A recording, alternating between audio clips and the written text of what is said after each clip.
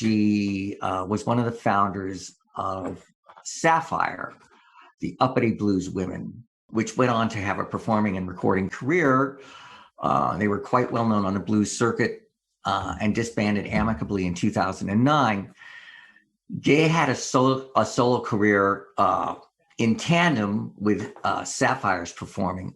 And one of the things that she did on her own in 2004 is she put out an album with a pianist. Scorsese put on a multi-part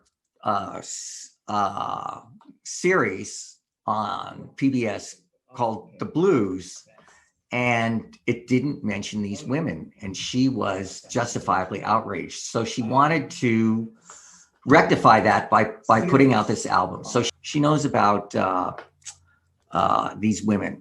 So as we were going to talk about and how this was going to develop, she offered to write verses about some of the women that we're going to cover in a classic that came from the period called Tain't Nobody's Business. So without further ado, I'd like to bring Gaye on, and once she's performed her song, we can begin our conversation.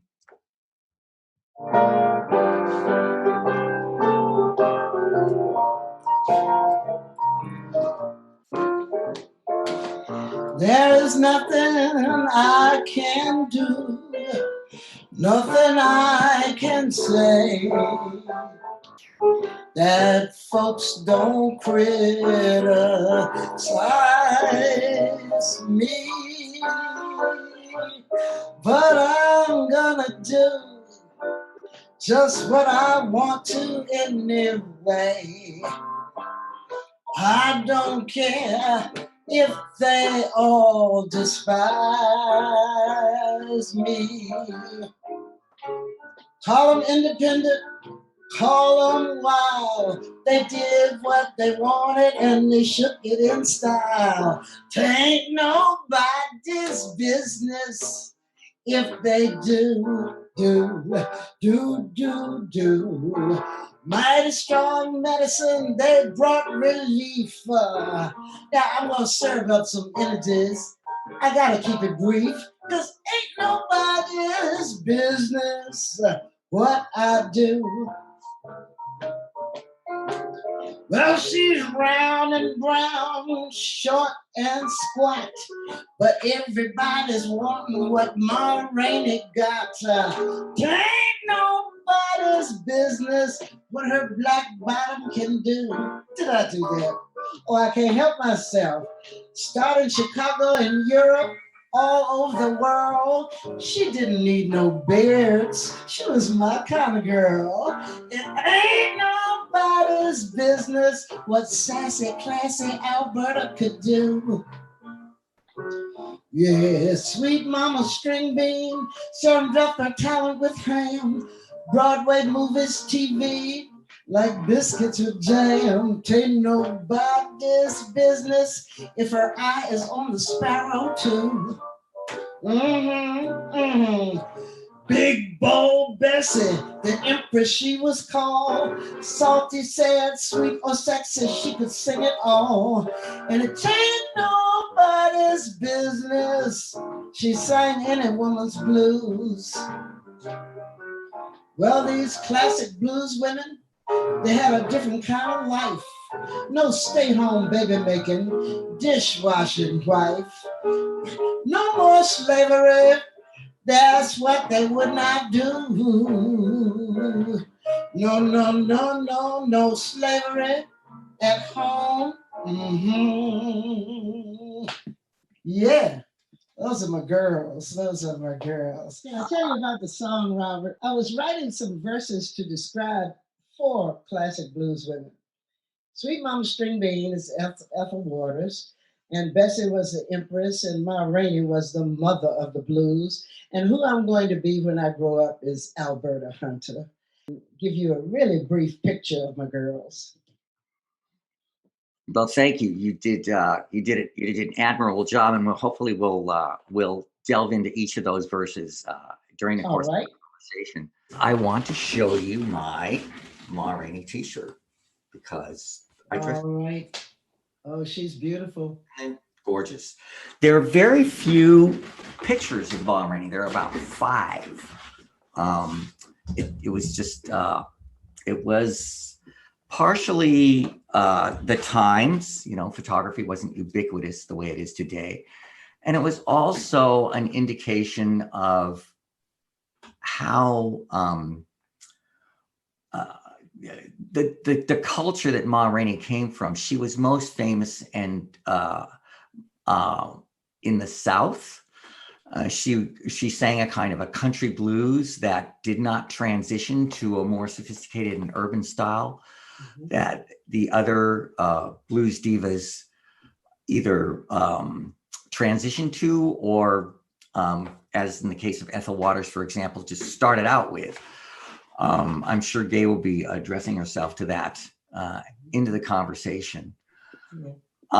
So it's interesting that Ma Rainey's getting all the attention now because she was the least known of the blues singers in terms of performing fame at that time in the sort of the media capital, which was New York. So there are many pictures of the other women that we'll be talking about: Ethel Waters, Alberta Hunter, Bessie Smith. Not very many of Ma Rainey. Yes, and I think part of that is due to the fact that these women were really not part of the Harlem Renaissance. That is true. These were the women who spoke to other women who were not, quote unquote, educated. And their audiences were rough and tumble down through the South and down through the labor camps and what have you, so that they were not embraced by the Harlem Renaissance writers, except for Langston Hughes to a degree. So they were left out. They were left out of the fame. Alberta Hunter, on the other hand, she was smart. She wouldn't put up with no stuff.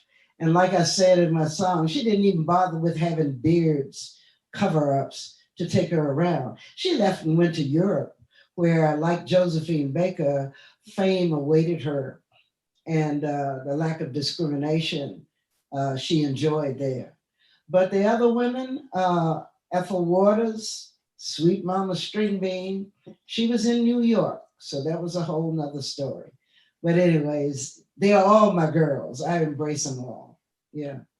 And Robert, what you were saying about neoclassic blues, the CD I made in response to Martin Scorsese's film. In 2004, Martin Scorsese was in charge, and there was a 2-hour film every night during the week on PBS. So there were 14 hours about the blues, and there was not 14 minutes about these classic blues women. So I had to respond. I was pissed off. Right? I want to respond to your comments a little bit, and then direct us towards. You've prepared some songs, so I want to make sure that we direct the conversation to those songs. We'll probably start with Alberta Hunter. No, actually, I think we should start with Ma Rainey. But let me respond to your comments a little bit first. These women, the reason that I focused on them, and the reason that these are the women that we're talking about, and there are other important blues divas from that period of time: Clara Smith, Ida Cox, Mamie Smith, who kicked off the whole craze. It became a surprise bestseller and really kicked off the whole, what was then called race music category of recording. Crazy Blues, in its first few weeks after the release, it sold like 80,000 copies, and blues records don't even do that today. I think it's really important to note that the last verse of Crazy Blues says, "I'm gonna make like a Chinaman, go and get me some hop," that's opium. "I'm gonna get myself a gun and shoot myself a cop. Lord, I got them crazy blues." And it might have been just because Black folks were hearing a Black voice on record, or it might have been about the messages contained? It was kind of ironic that Ma Rainey, she came somewhat late in the blues craze because the other singers that we're talking about had already been signed. Ma Rainey had been performing the blues for 2 decades, but she was one of the last to be signed. She wasn't signed until 1923. Once again, because her fan base and her greatest fame was in the South and farthest from New York, even Chicago, as commercial centers, she was one of the last to be signed on. But once she was signed on, man, she was prolific. She, in a 4-year period, she recorded almost 100 sides. Unfortunately, Paramount was technologically the least sophisticated and the most resistant to technological change. They didn't go in electronic throughout her recording career. So consequently, this is one of the things that really contributed to the long time it took for her to be rediscovered as the powerful and foundational artist that she was. Her recordings, even in a remastered state, are difficult to listen to. Right? So when you were educating yourself about the blues and listening to them, when you went back to these early women, who were the ones that you became aware of first? Oh, well, first, of course, Bessie Smith. You know, she was the empress and she had more carryover than anybody. She lived long enough to live through the Depression, and she was moving on into Tin Pan Alley songs. So she has a wealth of material, and you can watch how she grew and how she changed. I first became aware of Bessie through Nina Simone. And Nina Simone is my number one influence. Nina is playing the beginning of Sugar in My Bowl. And she whispers over the intro, Bessie Smith, y'all. And when she said that, I knew I had to go find who Bessie Smith was. And so when I heard Bessie do this song and I started listening to her material, I was blown away at all the vocal techniques that these different women introduced to music, singing ahead of the beat, singing behind the beat, doing octave slurs, growling here and there, syncopating, moaning. Oh, Ma was the number one moaner of them all. And as you listen, I will try to quote some of their stuff. You know, I take what I learned from them and I try to use it without imitating them. But Ma, for example, just loved to moan.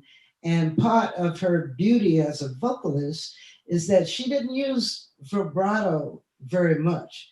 She sang dead on straight. And I mean, she was country as they come, but she had all the stuff in between. And what you really have to know about all of these women is that they weren't just singers, they were also actresses, because a lot of the settings were in a vaudeville kind of tent show.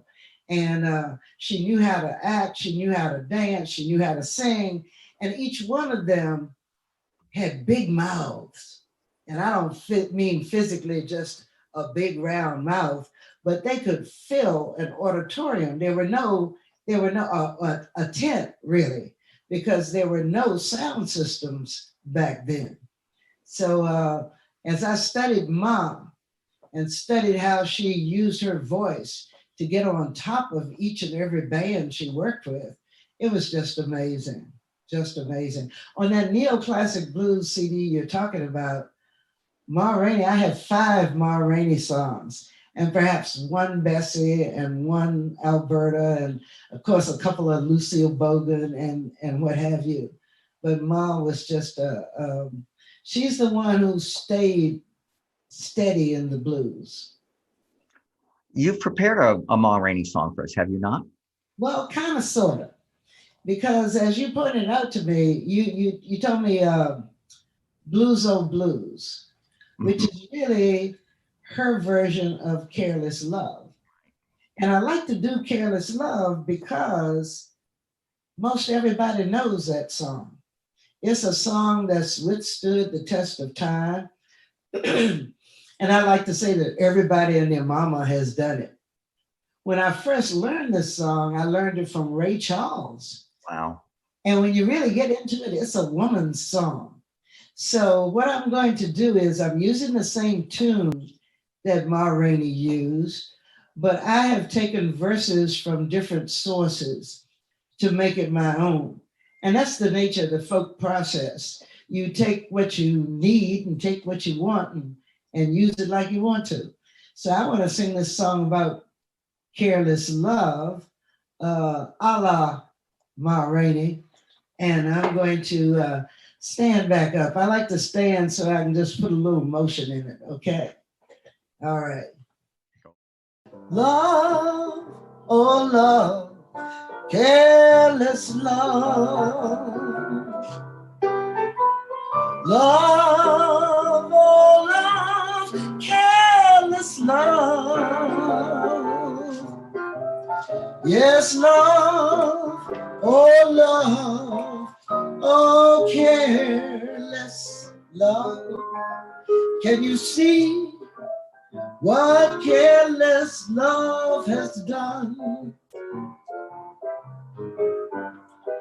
Love, you fly through my head like wine. Yes, you fly through my head like mine. You know you wrecked the life of many poor gal, and you spoiled, yeah, you spoiled this life of mine. 'Cause you know, once I wore my apron low. I said, once I wore my apron low. Well, it's once I wore my apron down low, and you'd follow me through rain and through snow. But now I wear my apron high. Oh, now I have to wear my apron high. Well, it's now I wear my apron up high. Yeah, you see my door and you pass it by. Night and day, I weep and moan. Yes, night and day, I weep and moan. You brought the wrong man into this life of mine. For my sin, forever I'll atone. You know, I cried last night and the night before. I say I cried and cried last night and the night before. Well, I cried last night and the night before. I'm gonna cry tonight and I'll cry no more.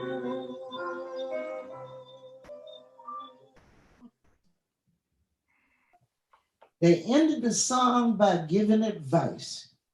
So this woman right here, she had a baby out of wedlock.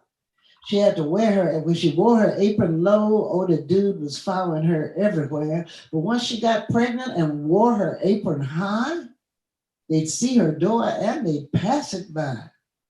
And so now she's atoning for her sin, but she'll cry tonight and she can't cry no more because she got to raise this baby. She's got to raise this baby. So these women on stage, they would kind of act it out. And when Ma Rainey moaned, I cried last night, and I moaned. She would indeed moan.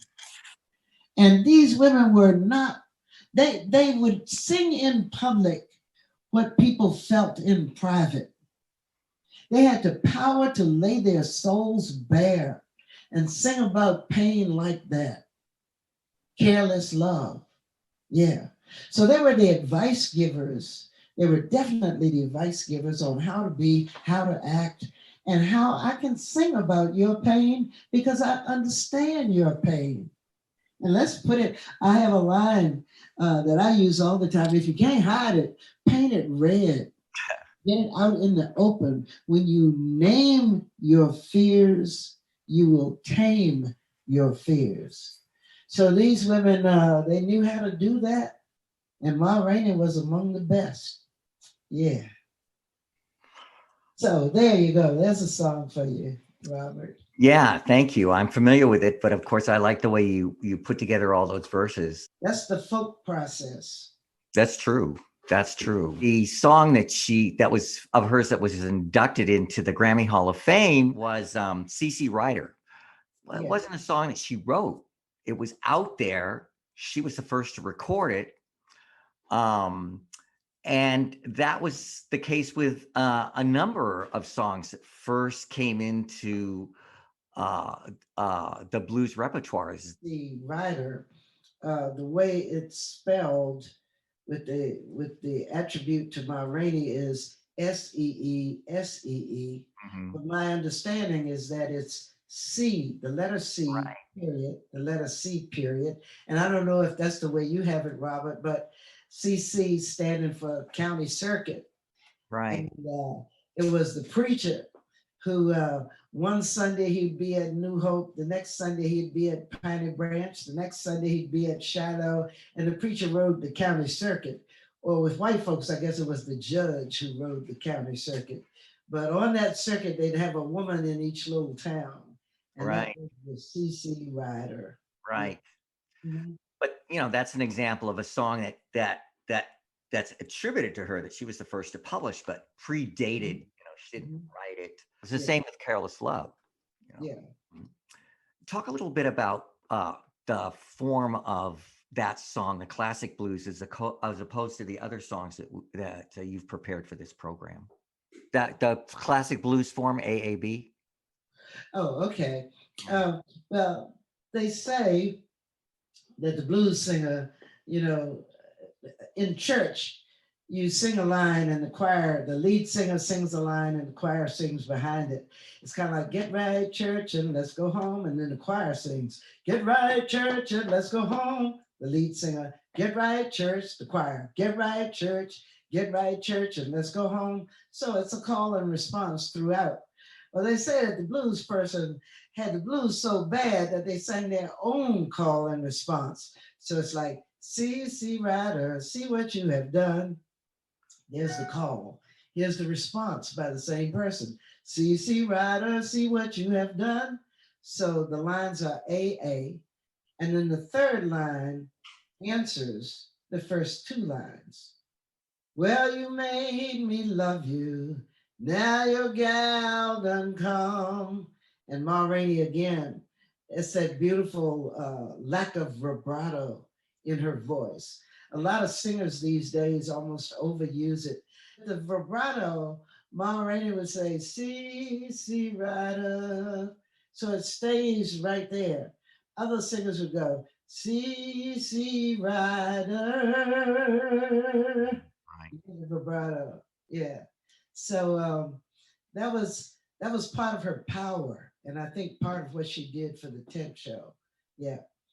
So a lot of the songs also really documented history, like CC Rider.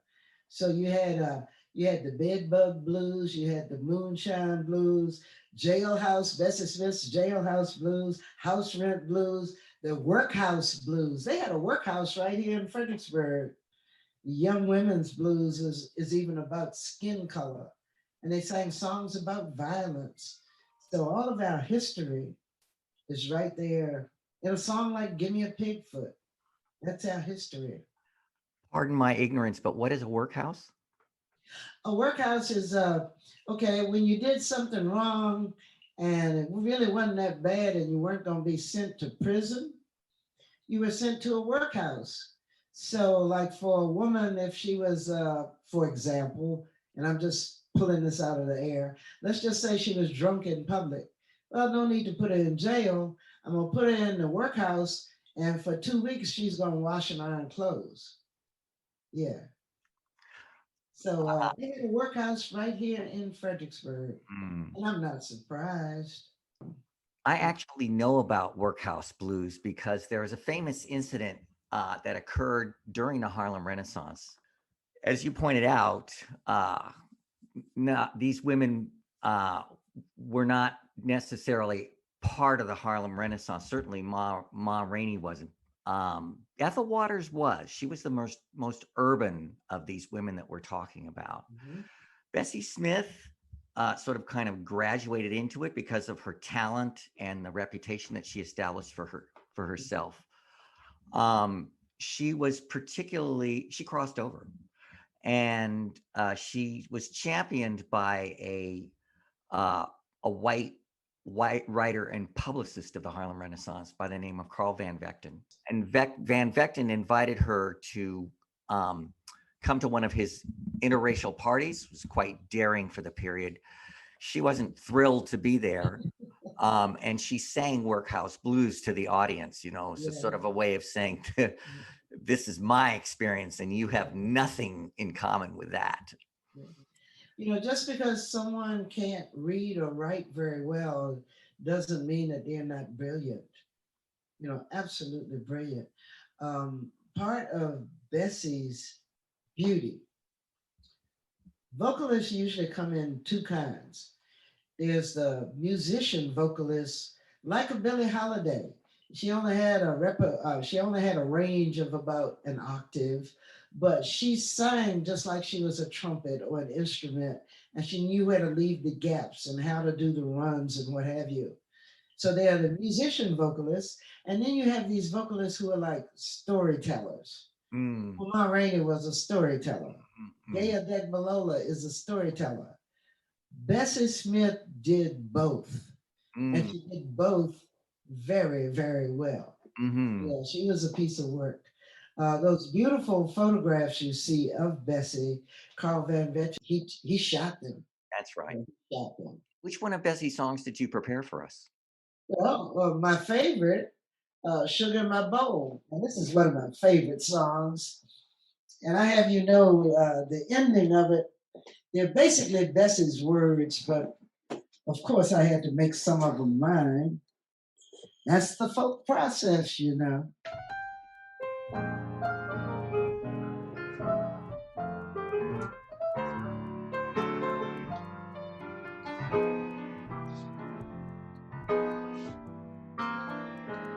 Tired of feeling lonely. I'm tired of feeling blue. How I wish I had somebody to tell my troubles to. Seem like the whole world's wrong since my baby's gone. I need a little sugar in my bowl. I need a little jelly between my roll. I could stand some loving, baby, oh so bad. I'm feeling so awful. I'm feeling so sad. I need a little steam heat on my floor. Maybe we can fix things up so they'll go. Oh, what's the matter, baby? Come save your mama's soul. I need some sugar in my bowl. I ain't fooling. I want some sugar in my bowl. Oh, I need a little sugar in my bowl. I need a hot dog between my rolls. Oh, baby, you've been getting different. I've been told. Move your finger, drop it in my bowl. I need a little steam here on my floor. Or maybe we can fix things so they'll go. What's the matter, baby? Come save your mama's soul. I need some sugar in my bowl. I ain't fooling. I want you to get down on your knees. I want you to see what you're driving at. Oh, Lord, that looks like a big black snake to me. I don't want one lump. I don't want two lumps. I need a 5-pound bag of sugar in my bowl.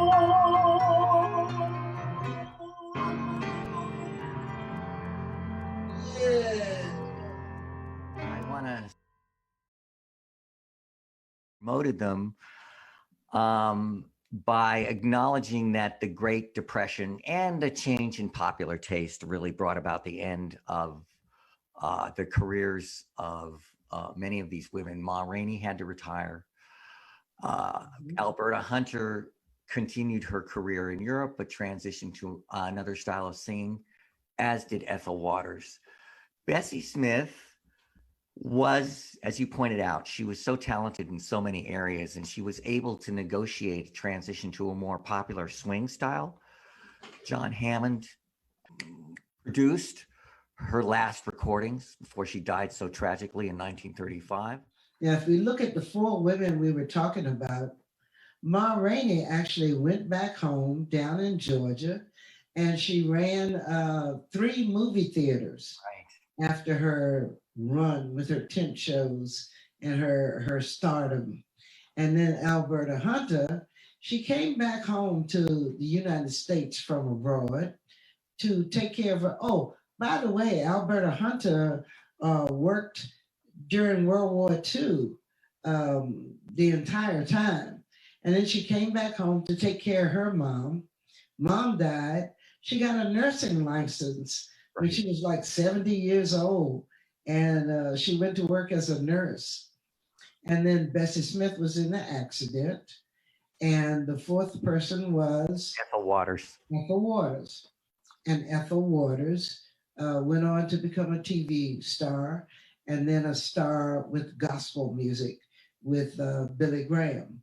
So all 4 of them went on to another life, except Bessie had passed. Right. And but one of the songs that became a signature song of the Depression, even though it was written in 1923, was "Nobody Knows You When You're Down and Out." Right. Would you sing that for us, please? Oh, sure. Okay. And also it was written by Jimmy Cox, who was a white vaudevillian. And we think it was about the Depression, but like you said, it was written in 1923 and recorded by Bessie, and it was one of her biggest hits. Mm-hmm. So I'm going to stand back up and channel Bessie and talk about what it must have felt like to endure the Depression or to endure a situation like the pandemic that we're going through right now. Yeah, it's hard. It's about hard times.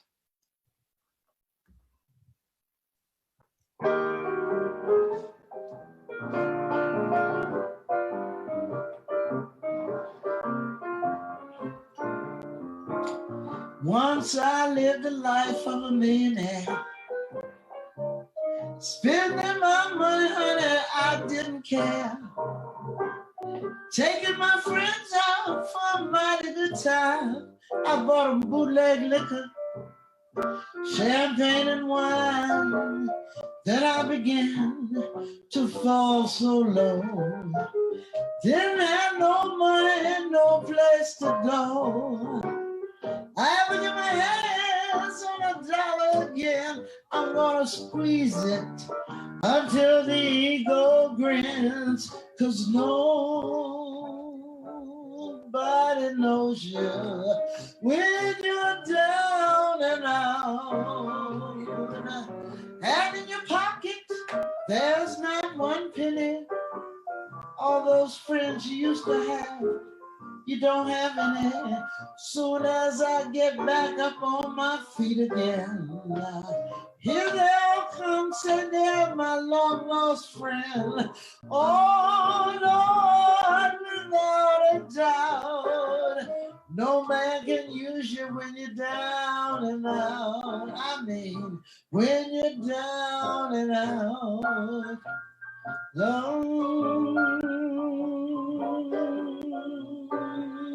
When you're down and out,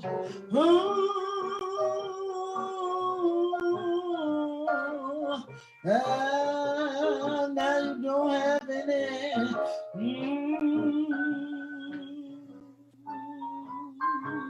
Here they all come, say they're your long lost friends. Lord, it's strange without a doubt. No one can use you when you're down and out. I mean, when you're down and out. Yeah. My partner in Sapphire, Ann Rapson, used to always sing that song. And whenever she was introducing it, she would always say, I have never been in this situation. It's a beautiful song, but every time I've been in down and out, I've always had friends around me. And I would like to make the same kind of testimony this evening, that I've had good friends to pull me through. And I hope that's been your case, Robert. And during this pandemic, we've made it. We've made it. Congratulations. Me too. I think one of my private theories is that the reason that the foundational role that these women played in establishing the blues as a genre was kind of erased and forgotten was because they were business women, they were performers, they sang songs of alternative sexuality and about being independent of men or taking revenge on. I mean, they really claimed an independence that you didn't see so much in other parts of American culture. And then later stars of the blues were mostly men. And I don't, but one of the examples of how dominant women were in establishing the blues was Bessie Smith's first hit, written by another woman, written by two other women. Yes. Alberta Hunter and Lovey Austin. Yes. Yeah. Basically, Alberta wrote the song, and then she needed somebody to write it down. And Lovey was a piano player, and she wrote it down for Alberta. And I'm so proud because Alberta Hunter was a slick woman, a smart woman, and she kept her royalties, unlike a lot of the other women of the era. And I said before that Alberta is who I'm going to be when I grow up. Alberta continued performing until she was like 85, and she was sassy and classy. And this was the song she wrote, and it was Bessie's first recording. Yeah, it's a tad redundant musically, but I'll give it my best shot. Again, it's one of those blues songs that has an intro that's different than the body of the song.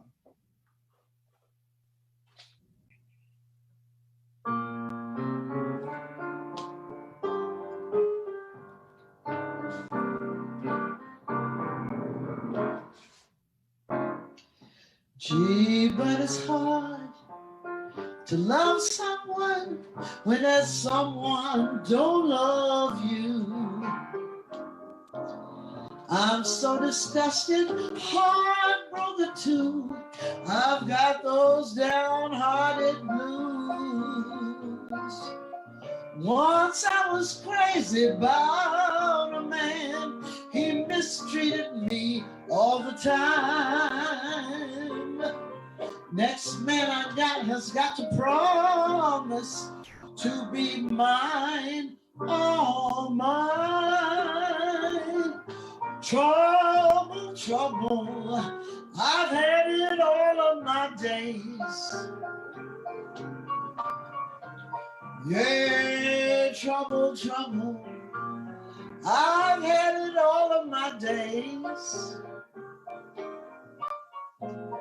I believe that trouble is gonna follow me to my grave.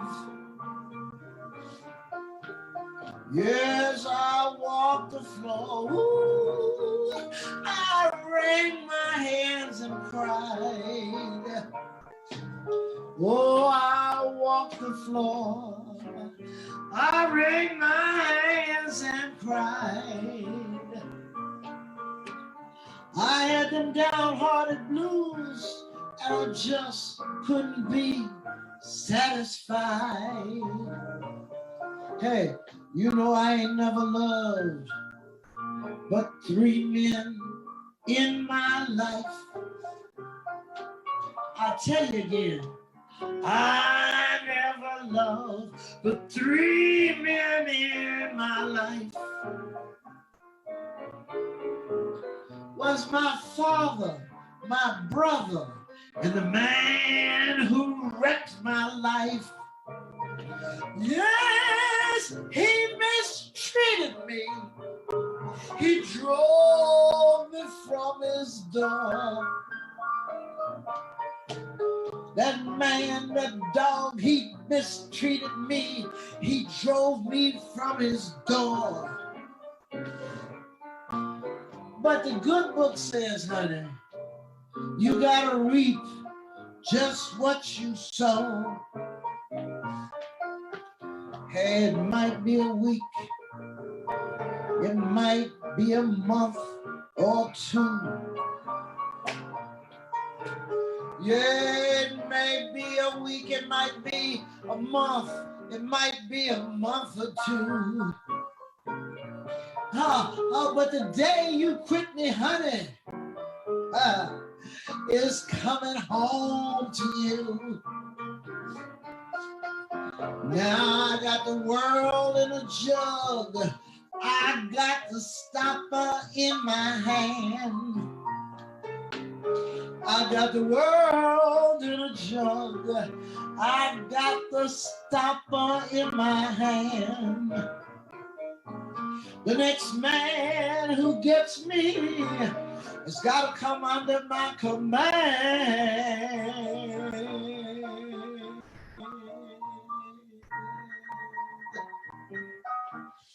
Oh, yeah. Alberta wrote that. She don't play. Alberta don't play. She don't need no beards. She don't play. Yeah, so she wrote that. And Bessie recorded that, and of course, Alberta got all the royalties for it. You know, she's a smart woman, smart little thing. You know, that is, I wish she'd written more lyrics, because there are a couple of lines out of there that just really jumped out at me. You know, one is I ain't never loved but 3 men in my life. You know, my father, my brother, and the man who wrecked my life. That just hits you across the face when you hear that for the first time. Yeah. When I sing it live, I go, I ain't never loved but 3 women in my life. One of my sister and that gal that wrecked my life. Yeah. And then I forgot one verse. It's so repetitive musically. But she said the words are interesting.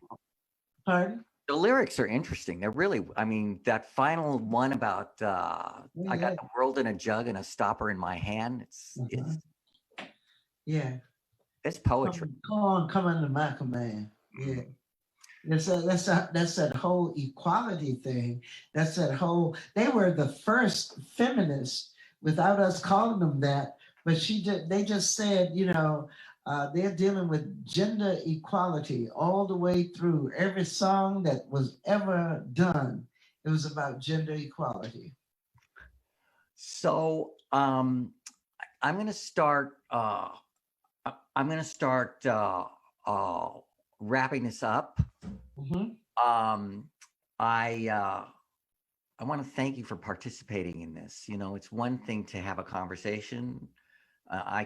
We both come from an academic background, so we know how dry talking about music can be without any performance of it. So we really avoided that. It was wonderful having you perform those songs. Yes. And thank you for inviting me. It's just wonderful to see someone else who loves these women like I do. And I thank you for that, Robert. The stuff endures because it has intrinsic value. The history has intrinsic value, the performances, the songs, and it's great that you're carrying on. I have a question for you. Is there a generation behind you that's taking on the work that you've been doing musically? I really don't know. I meet with several young Black women who are blues singers, but whether they have explored the blues of the 20s, I'm not sure, but they will. I know they will. Mm-hmm. Yeah, I know they will. And that's part of the goodness of just the movie, Ma Rainey's Black Bottom. Yeah. Right. Once again, thank you to Gaye and her technician, Queenie, right? Do I have that right? Yes. Thank you. Gaye, till we meet again. This has been a delight. Thank you.